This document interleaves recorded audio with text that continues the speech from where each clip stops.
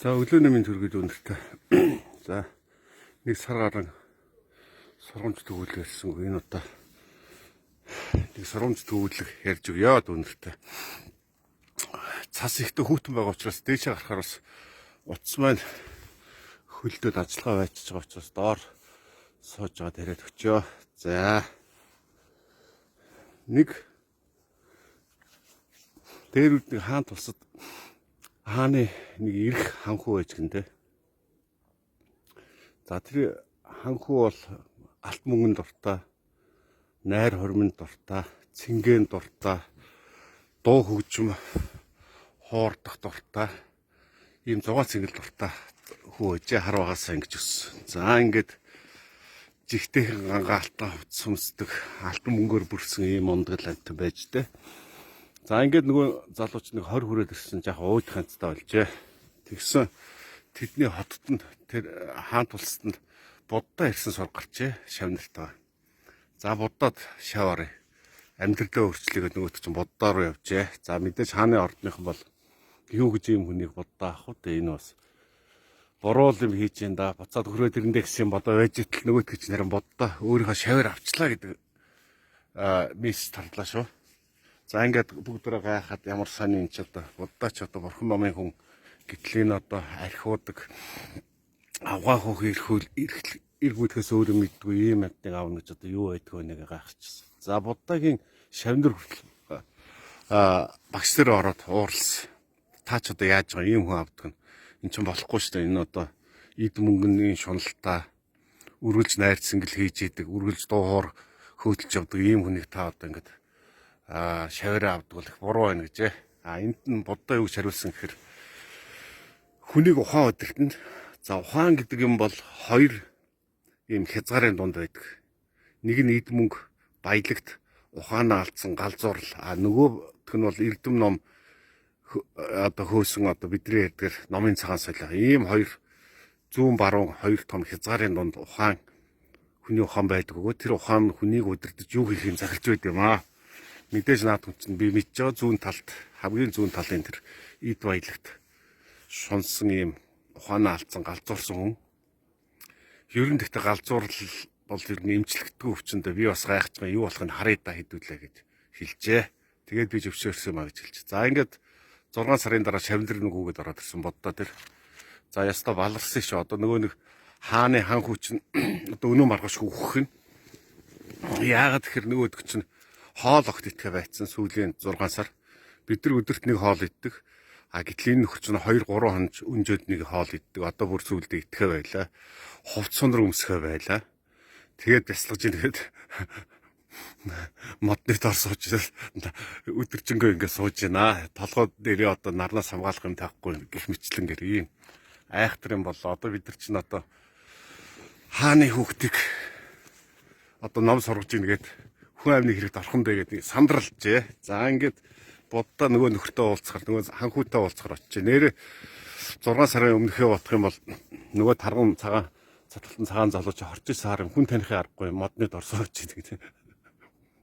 Тэгээд буддаа хэлж гинэ.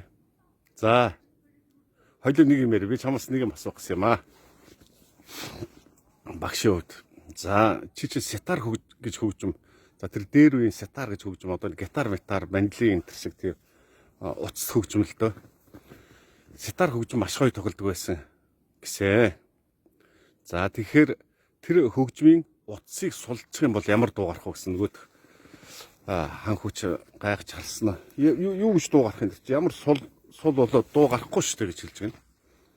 За тэгвэл хит чангалчул яах вэ гэж асууж. Буддаа түүнээс гэсэн чи бас дуу гарахгүй наач. Чангалчих юм бол огт дуу гарахгүй шүү дээ. Энд чинь алтан дунд чинь болж дунд нь байлгачаач энэ чинь гой сайхан ая дуу гард юм а гэж нөгөө залуу хэлж гин хан хүн. За тэгэхээр буддаа хэлж гин. За чи бол тэгвэл яг уул нь амьдралыг мэддэг юм байна шүү дээ. Наад сетар хөгжмөнтэй чи яг ижилхэн. Чи хит одоо ингээд эд хөрөнгө мөнгө хөөцөлтнө гэдэг чинь сетар хөгжмийнхаа утсыг сулсантай ижилхэн. Тэгээд дуу гарахгүй байсан байна. Чи тэгээд энийгээ засъя гэд надаар ирсэн. Гэтэл чи одоо энэ хөгжим сетар хөгжмийнхаа утсыг чангалдаг шиг одоо хит одоо энэ Бурхан номынхоо үйл хэрэгт ингээд орцсон байна. Тэгэхээр чин чамаас чиний хүсэж байгаа зорилго чинь биелэхгүй нэ штэ гэж хэлжээ.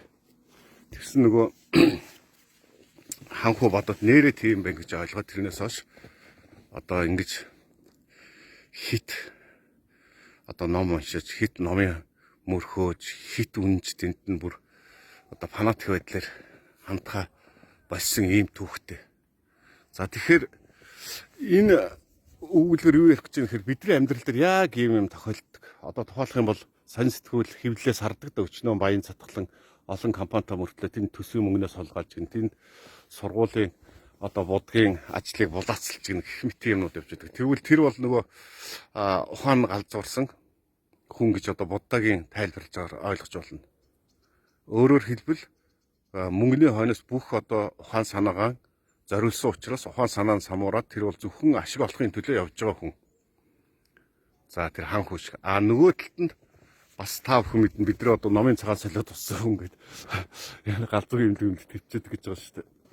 Хитрхи их ном уншаа. Хитрхи их одоо юу гэдэг шашин шүтлэгтэй байсаар байгаад одоо фанат болсон. Та бид нар одоо зурагтаар хардаг да тийм ээ. Өөрийнхөө амийг хорлох байдлаар одоо бурхандаа хит үнж байгаа. Тэрийг ашиглаж одоо ийм гэмт хэрэг өдүүлдэг талаар ингээд сонсчихсон. Тэгэхээр бидний амьдрал дээр яадаг байх нь вэхээр аливаа зүйлд алтан дундчийг бид нар олж явж явах хэрэгтэй. Түүнээс биш хит юу гэдгийг баян цатгалан байгаад хит их мөнгөний хойноос ухаан жолоог зууралдаж одоо зүтгэх бол ерөнхийдөө буддагийн хэлж байгаа галзуурл. Нөгөө талдаа хит одоо юу гэдэг шашин шүтлэг шүтээ тэрүүндээ үнж байгаад хит их ном уншаад тэрийг одоо үнэн гэж ойлгоод зөвхөн тэргээр бүх ертөнцийг харах нь бас буруу юм а гэсэн ийм зүйлийг Будда хэлсэн байт юм байлээ. Тэгэхээр бид нар амьдрал дээрээ залуучууд маань алтан дундчийг олж яваараа гэдгийг хүсэж би энэ өгүүлгээ дүүнэртээ ярьсан юм аа. За ингээд амралтын 2 өдөр сайхан амраараа ахыхаа ярьсан сургамж төгүүлгийг нэг бас бодоод үзээрэй. Хин хаана галзуураа явж байгааг та нар их биш мэдж байгаа. Тийм болохоор та бүхний амьдралд аж аргал сайн сайхан бүхнийг хүсэн өрөөё. За сайхан амраараа дүүнрээ.